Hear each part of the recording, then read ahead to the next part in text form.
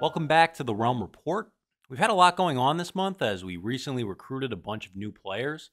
There's also been a lot happening in terms of build competitions. So, let's jump right into the topics. The European Mansions build competition officially wrapped up on November 6th. To speed up the voting process, each build was assigned a letter, and anyone not participating in the competition was able to rate them on a scale of 1 to 10. The builds that received the highest scores would take the top 3 spots.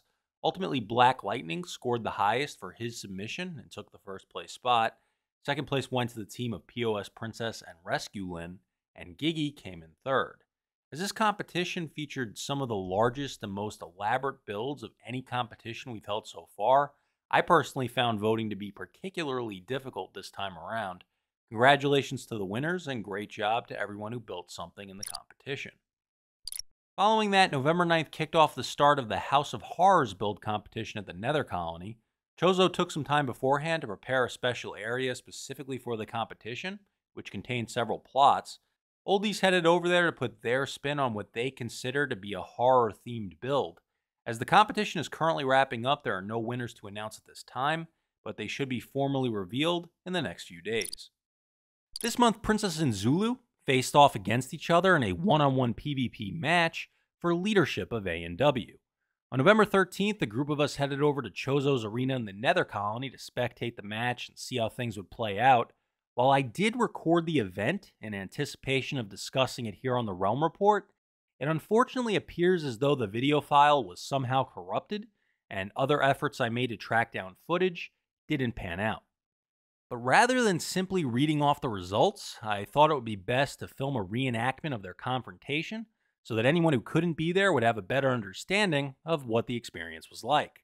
Now, doing something like this has its own set of hurdles. Sets need to be built, wardrobes need designing, and all of that costs a considerable amount of gems. So I reached out to Black Lightning, who had recently joined the Millionaire Club, and he graciously agreed to bankroll the production. With financial backing secured, I held a series of auditions here at the studio where several oldies came out to demonstrate their acting abilities. Among these hopefuls was Zulu, who auditioned to play the role of Zulu. That role ultimately went to Mama, who was far and away the best at understanding the sensibilities that go into being Zulu.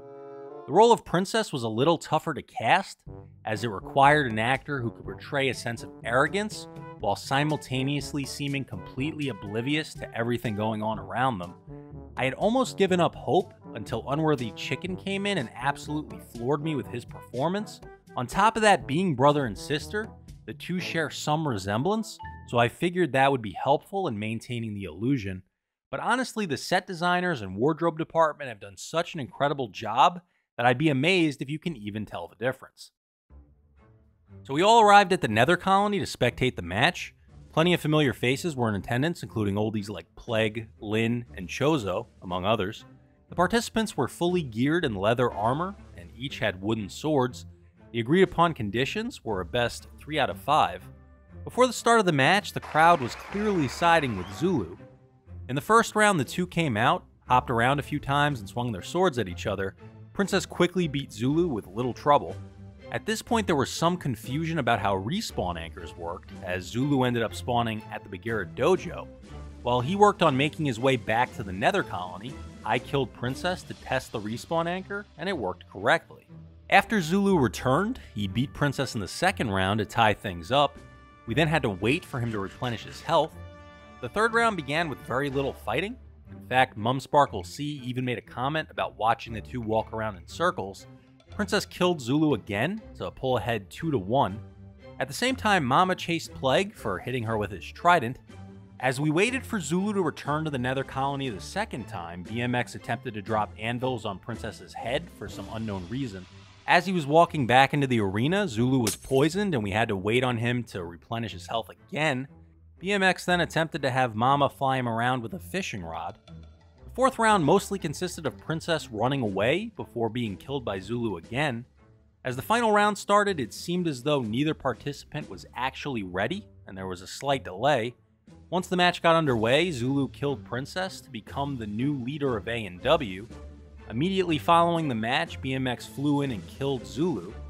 Black then killed Princess, and she ended up back at the dojo.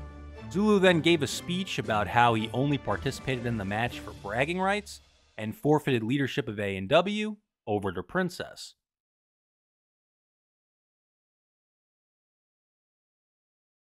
Overall, this decision was highly controversial and was met with particular disdain from Peculiar, who formally announced that he would be leaving A&W as he couldn't stand behind this false leadership.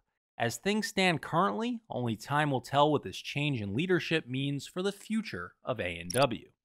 If you were with the Old World around this time last year, then you know that we had a few ways of celebrating the holidays.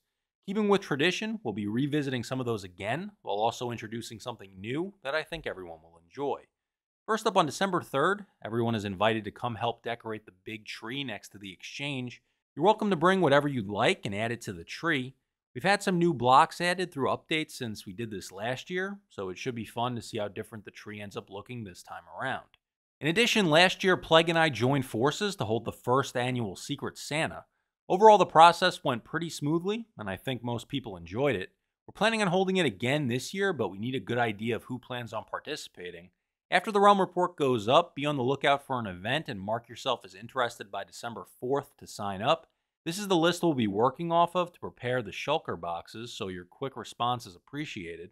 After all the shulkers have been set up, we'll be meeting in the Old World at a specified location for everyone to select a name at random. If time zones are an issue for anyone, I can schedule a separate meetup, as we want everyone to be able to take part in it. You'll then have until December 25th to deliver your gift to whoever's name you selected. If you're considering changing your skin for the holidays, Princess is offering a special service to eligible oldies. For the price of 300 gems, you can purchase your own Christmas sweater that'll be applied directly to your existing skin. For 500 gems, you can get a full fit, which is basically a complete skin from the ground up. Unfortunately, this service is only available for PC and mobile users, as consoles don't currently allow for the use of custom skins. So if you're on a platform that allows for it, reach out to Princess to place an order. Finally, I'd like to formally announce the addition of a new area to the Old World. Last month, Willow provided me with a map for a potential future community. Although I did like the map, I initially didn't want to move forward with it because we already have several communities that could use more members, and there are also a few others that are currently seeking charters. So after talking about it, we instead decided to take a different approach and turn it into a special holiday-themed area that we'd visit specifically during the month of December. You can think of this as kind of like a holiday getaway, where everyone from all the different communities can come together for a special group build for a few weeks out of the year. First thing we did was switch it over to a snow biome to give it more of a winter theme. In preparation, Willow took the time to prepare a lodge to serve as the entry point for anyone who may be interested in participating in this.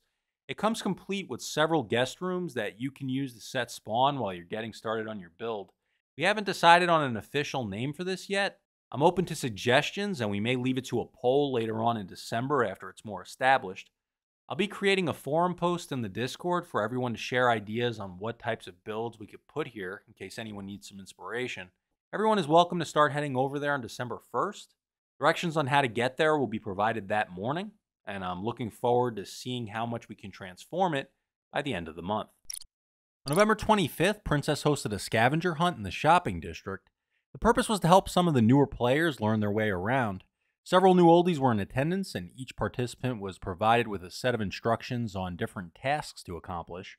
Prizes were awarded for both first and second place, with Mama winning and Lynn taking second. While this was a very spur-of-the-moment thing, if there's interest, Princess may do more of them in the future.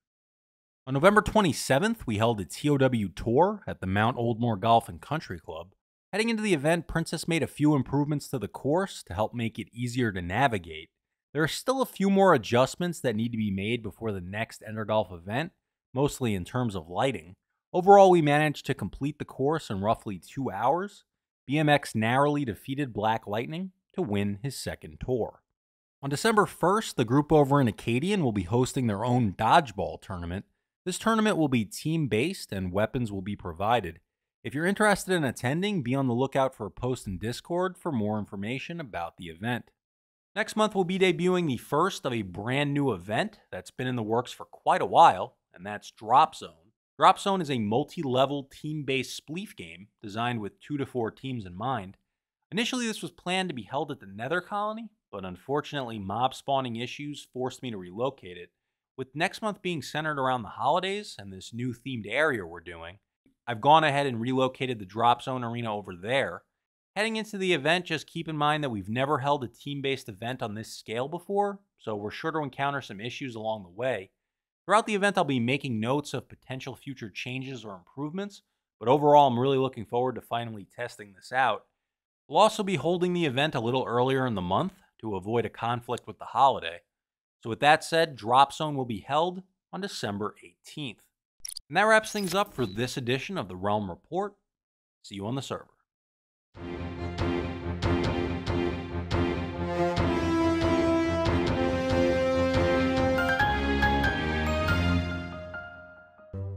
Oh! Endermite. Oh my gosh! Oh crap. Oh no! Oh! This is not my game.